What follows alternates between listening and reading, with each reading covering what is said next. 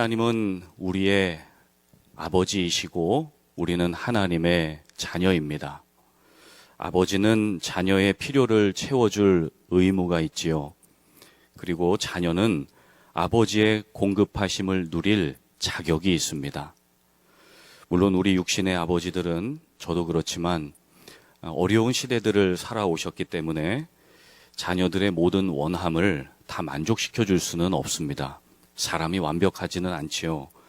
그러나 하나님, 우리 아버지는 세계를 만드시고 만물을 만드셨고 또한 인간의 창조주로서 당신의 자녀들의 모든 필요를 다 알고 계십니다. 자녀들이 무엇을 어떻게 선택해야 지혜로운 일인지, 자녀들이 어떤 고민이 있는지를 잘 이해하고 계십니다. 자녀들의 기도 제목에 응답하기를 기뻐하시는 분이 하나님이시지요. 예레미야 33장 2절 말씀, 이를 행하시는 여호와, 그것을 지어 성취하시는 여호와, 그의 이름을 여호와라 하는 자가 이같이 이르시도다. 너는 내게 부르짖으라. 내가 내게 응답하겠고 내가 알지 못하는 크고 은밀한 일을 내게 보이리라. 크고 은밀한 일이라고 하는 단어가 unsearchable, mysterious 이 단어입니다. 신비스럽고 불가사의한 일을 행하기를 기뻐하시는 하나님. 물론 기도만 하면 전부 응답해 주시는가? 그렇지는 않지요. 때에 따라서 노라고 대답하시고 어떨 때는 yes라고 대답하시고 어떨 때는 not yet. 기도라고 하는 것은 하나님의 은혜와 역사를 기다리는 시간입니다. 기도는 기다림이지요. 기다리다 보면 하나님의 인도하심이 보이게 되고 사람을 만나게 됩니다. 하나님께서 또한 어떤 방법이 떠오르게 하시지요. 기도하면 성령님께서 일하십니다. 그래서 우리 주님의 인도하심을 경험하게 됩니다. 하나님이 역사하시는 그 응답의 방법은 사랑하시는 자녀들의 상황과 형편에 딱 맞게 맞춤형으로 역사해 주시죠. 하나님이 우리를 만드신 그 설계자이시기 때문에 우리에게 무엇이 필요한지 우리 주님이 제일 잘 알고 계십니다. 우리 인생의 로드맵과 내비게이션을 주님이 가지고 계시지요. 우리를 가장 잘 이해하고 잘 아시는 아버지, 창조주 하나님께서 우리에게 진정으로 필요한 것이 있는데 그것은 물질이 아니다라고 말씀을 하세요. 오늘 22장 1절과 2절 말씀 보실까요? 많은 재물보다 명예를 택할 것이요 은이나 금보다 은총을 더욱 택할 것이니라. 가난한 자와 부한 자가 함께 살거니와 그 모두를 지으신 이는 여호와시다.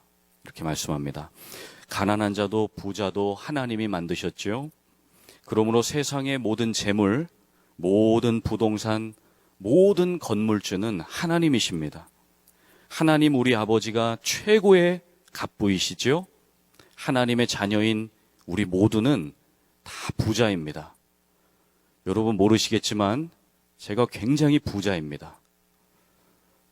물론 저에게 돈을 꿔달라고 하면 좀 곤란해질 수 있는데 제가 캐시는 없지만 하나님이 우리 아버지이시기에 우리는 부자인 것입니다. 요즘 현찰박치기는 중국 분들이 전문이라는 말도 있지만 어쨌든 하나님은 우리의 큰 은혜이자 또 피할 반석이시고 놀라운 은혜를 허락해 주시는 분이십니다. 우리 하나님께서는 우리의 삶에 재물이 필요하다는 것을 잘 알고 계십니다. 그러나 성경에서 재물은 언젠가 다 썩어 없어진다 말씀하지요. 오늘 본문에도 잠언에 보면 언젠가 사라질 은이나 금보다 명예와 은총을 구하라 이렇게 말씀합니다. 여기서 이 명예라는 단어는 명성이나 유명해지는 것을 의미하지 않습니다. 잠언에서 명예라는 것은 이름이라는 뜻입니다. 이 성경시대 히브리 사람들의 그 사고 생각 속에는 이름이라는 것이 하늘처럼 위대하고 뛰어난 성품이라고 생각했습니다. 예를 들면 하나님의 그 위대하고 하늘처럼 뛰어난 성품이 하나님의 이름 안에 들어있지요. 예를 들어서 여호와 샬롬이라고 하는 이름은 하나님이 평강 주신다. 여호와 니시는 하나님은 승리의 깃발이시다. 여호와 체바오트는 만군의 하나님이 택하신 백성을 지키신다. 여호와 이레는 하나님이 예비하시고 그의 산에서 다 준비시켜 주신다. 이런 의미가 있습니다. 그래서 이름이라고 하는 것은 그 사람의 속성과 성품을 그대로 보여주는 것이죠. 그러므로 재물보다 이 명예를 선택하라 하신 그 말씀의 의미는 재물로서 살 수 없는 성품, 재물로서 살 수 없는 그 사람의 됨됨이를 더 가치 있게 여기는 것이 지혜다라고 하시는 말씀입니다. 세상은 돈이면 다 될 것 같지요? 그렇지 않습니다. 한 병원장, 유명한 병원장님의 사모님이 발이 썩어 들어가는 병이 걸렸습니다. 유능한 남편 의사가 그것을 고치지 못했습니다. 세상 소망이 다 사라져갈 때 예수님을 영접하게 되셨고 간절히 기도함으로 하나님의 그 치유하심을 경험하셨습니다. 지금은 복음의 증거자로 살아가고 계십니다. 돈으로 모든 병을 다 고칠 수 없고 돈으로 사람의 마음도 얻을 수 없습니다. 돈으로 자식 문제 해결이 안 됩니다.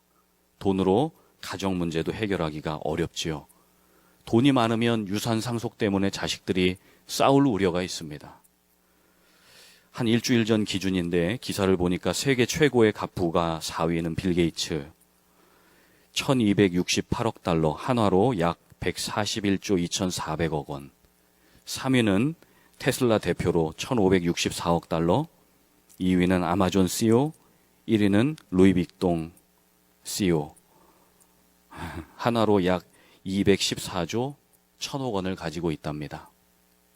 물질이 많아도 빌 게이츠와 아마존 CEO는 부부관계를 지키지를 못했지요. 아마존 최고 경영자 부인인 맥켄지 베이조스에게 약 40조 원 규모의 아마존 지분을 위자료로 주었답니다. 그 덕분에 맥킨지 여사는 단숨에 세계 4위 여성 거부가 되었답니다. 제가 이 이야기를 기사를 보고 어떤 분과 대화를 나눴더니 따로 살길 잘했네. 따로 살만하네. 이런 얘기를 하셨는데 좋은 건 아니죠. 여러분, 은총이라고 하는 단어가 오늘 본문에 나오게 되는데 하나님께서 재물 앞에서 살아가는 우리에게 주신 지혜가 바로 이 은총입니다. 물질보다 은총을 선택하는 것이 지혜다 이렇게 말씀을 하시죠. 그 물질보다 은총을 선택하라 하시는데 그냥 선택하는 것이 아니라 더욱 선택하라 말씀하죠. 은총은 하나님이 주시는 호의입니다. favor입니다. 하나님께서 우리에게 은총을 주실 때 그 은총이라는 의미는 사람들에게 사랑을 입는 것, 사람들과 하나님 앞에 인정받고 사랑받는 것이 바로 하나님의 호의라는 단어입니다. 그것이 은총이지요. 품위 있는 언행을 통해서 사람들에게 사랑받고 존경받고 존중을 받는 것이 하나님이 베푸시는 사랑입니다. 성경의 요셉과 다니엘과 그리고 다윗은 하나님의 은총을 입은 자라 그러셨습니다. 그들이 총리가 되고 총망받는 영적 지도자가 된 이유는 하나님이 그들에게 베푸신 호의, 그 은총 덕분이었습니다. 저는 신방하면서 어린이들을 위해서 기도할 때에 가장 중요하게 기도하는 부분이 바로 이것입니다. 하나님, 우리 어린 자녀들이 하나님께 은총을 입게 해주십시오. 사람들과 하나님 앞에 사랑받고 인정받고 존중받는 그런 아이로 자라도록 하나님 축복해 주십시오. 여러분, 요새 시대는 그리고 아이빌리그를 진학할 때도 그렇고 IQ라고 하는 지능지수보다 EQ라고 하는 감성지수가 더 큰 점수를 얻는 시대에 우리가 살고 있습니다. 감성지수라고 하는 것은 공감지수지요. 사람을 이해하고 배려하고 존중하고 열린 마음으로 소통을 할 줄 아는, 그래서 사랑을 주고받는 마음의 스킬이 바로 공감지수고 그리고 그것이 감성지수입니다. 하나님은 우리와 우리의 자녀들이 재물을 얻기보다, 재물 얻는 것도 중요하죠. 그러나 그것보다 사람에게 사랑받고 하나님께 인정받는 그 은총, 그 호의를 얻기를 원하세요. 은총은 하늘로부터 내려옵니다. 은총은 하늘의 가치이기 때문에 그렇지요. 영원한 가치이기 때문에 그렇습니다. 우리는 영원한 삶을 추구하며 살도록 부름을 받았지요. 그런데 이 영원한 가치를 생각하며 물질보다 사람 됨됨이를 더 생각하고 성품을 훈련하면서 살아가는 것이 쉬운 게 아닙니다. 사회생활하면서 어느 정도 타협도 해야 하고 어느 정도 인간관계의 융통성을 가지고 그렇게 살아가야 될 때도 있습니다. 인간적인 지혜도 필요하지요. 육신의 안목과 육신의 정욕 이생의 자랑이라고 하는 것이 우리 눈에 너무 잘 보이는 바벨탑과 같이 보일 때가 있습니다. 그러나 영원한 가치는 우리 눈으로 볼 수가 없지요. 아담과 하와는 그의 시선이 선악과를 향했습니다. 눈에 보이는 것을 따른 결과 참담하고 비참한 결과를 맞이했습니다. 여러분, 영원한 것을 위해 영원하지 않은 것을 내려놓을 줄 아는 것이 지혜입니다. 광야에서 40일 금식하신 예수님에게 다가온 마귀가 하는 말이 눈에 보이는 돌을 들어서 떡으로 만들어 봐라, 그렇게 예수님을 유혹했지요. 예수님은 금식하신 후에 지쳐 계셨고 배고팠습니다. 눈에 보이는 떡으로 육신을 채우라, 육신의 필요를 채우라라고 하는 유혹이었습니다. 그러나 예수님은 보이는 가치가 아니라 눈에 보이지 않는 가치를 선택하셨습니다. 영원한 가치, 하나님의 말씀으로 마귀를 제거하셨습니다. 마태복음 4장 4절, 기록되었으되 사람이 떡으로만 살 것이 아니요 하나님의 입으로부터 나오는 모든 말씀으로 살 것이니라. 이 영원한 가치, 66권 성경 말씀의 저자가 바로 성령님이십니다. 성령님은 눈으로 볼 수 없지만 예수님은 늘 성령님과 함께 동역하셨고 성령님과 동행하셨습니다. 성령의 세례를 받으심으로 공적 사역을 시작하셨고 십자가 이후에 성령의 능력으로 부활하셨고 부활 이후에 성령의 능력으로 승천하셨습니다. 예수님은 우리와 육적으로 지금 함께 하실 수 없지만 예수의 영이신 성령께서 우리와 함께 하심으로 우리는 언제나 주님과 함께 동행할 수가 있는 것입니다. 보이는 유혹을 이길 수 있는 힘은 보이지 않는 성령님을 의지함으로, 성령님과 동행함으로 가능합니다. 우리가 가족들에게 복음을 전할 때, 믿지 않는 분들에게 복음을 전할 때 무슨 말부터 시작해야 될까? 어떻게 얘기해야 될까? 성령께서 그때그때 할 말을 가르쳐 주십니다. 또한 성령은 꿈과 비전의 영이시지요. 우리의 앞길을 보여주시고 인도해 주십니다. 성령은 진리의 영으로서 우리를 하나님 말씀 앞으로 인도해 가십니다.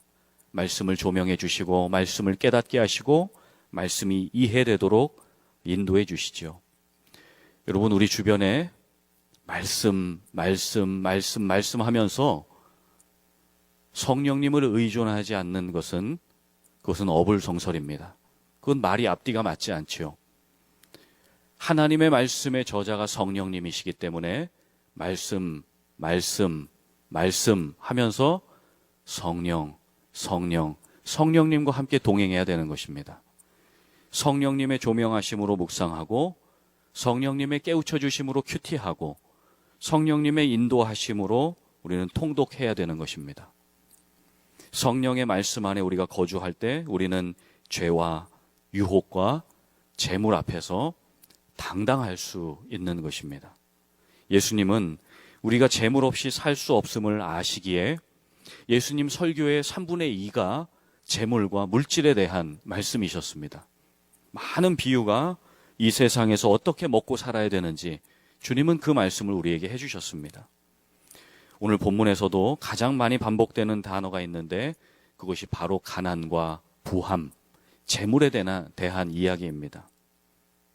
1절에 보십시오. 재물에 대해 이야기하고 있고 2절에도 가난한 자와 부한 자, 4절에 재물에 대해서, 7절에 부자와 가난한 자에 대해서, 9절과 16절에도 가난과 부유한 자에 대해서 이렇게 설명을 하고 있습니다. 하나님은 우리가 가진 재물이 있다면 이웃과 더불어 좀 나누기를 원하세요. 과부의 두렙돈은 없는 형편에서 바쳐진 것입니다. 헌금을 내시라는 말씀이 아니지요. 내가 가진 작은 것이라도 우리 주변의 고아와 과부와 불의한 이웃을 위해 사용할 수 있다면 그것이 나눔이고 그것이 하나님이 원하시는 사랑의 실천입니다. 우리 교회가 코로나 초기에 어려운 분들에게 사랑의 쌀 나눔을 했었지요. 쌀을 많이 우리 입구에 쌓아놨었는데 그 쌀 포대가 하루 이틀 만에 다 동이 났습니다. 저는 그것을 보면서 요즘 다이어트 때문에 탄수화물을 줄인다고 하는데 그래도 밥을 적게 드시는 이 시대에도 쌀이 필요한 분들이 이렇게 많구나. 문고리 신방할 때 저희가 드리는 작은 기념품에도 우리 성도님들 얼마나 고마워하시는지, 너무너무 고마워하시는 그 모습을 보면서 나눔이 얼마나 중요한지 깨닫게 되었습니다.